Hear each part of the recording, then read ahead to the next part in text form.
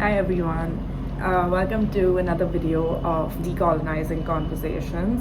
I'm Anussha Gupta, and Decolonizing Conversations was one of my graduation projects, and I haven't been working on it now for a while because I got super caught up with my job, and now that I have quit it, I'm able to focus more on things, on my own ideas a bit.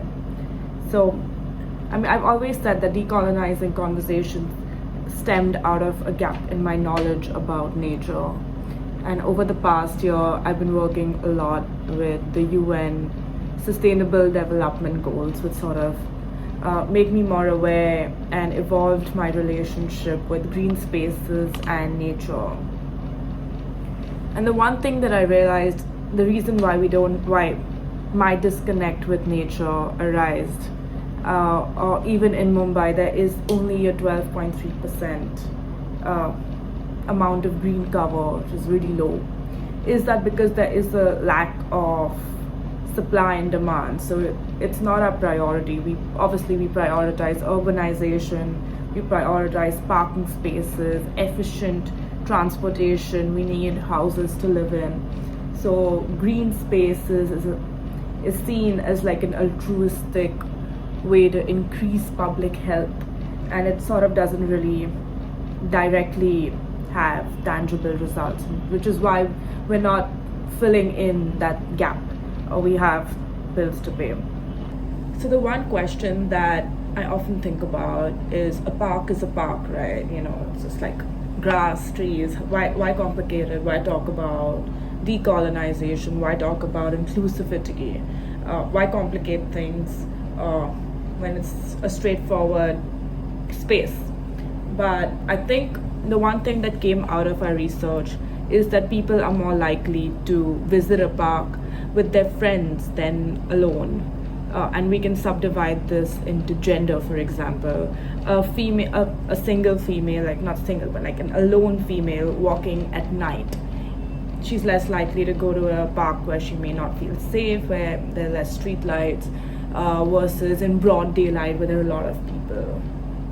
And then we can also go into race, for example, or class. And that's when inclusivity and decolonization comes into the space, where if we have these sort of open conversations, we can redesign the space, we can redesign green spaces to make it more inclusive, to make more people enter the space and use it more consistently.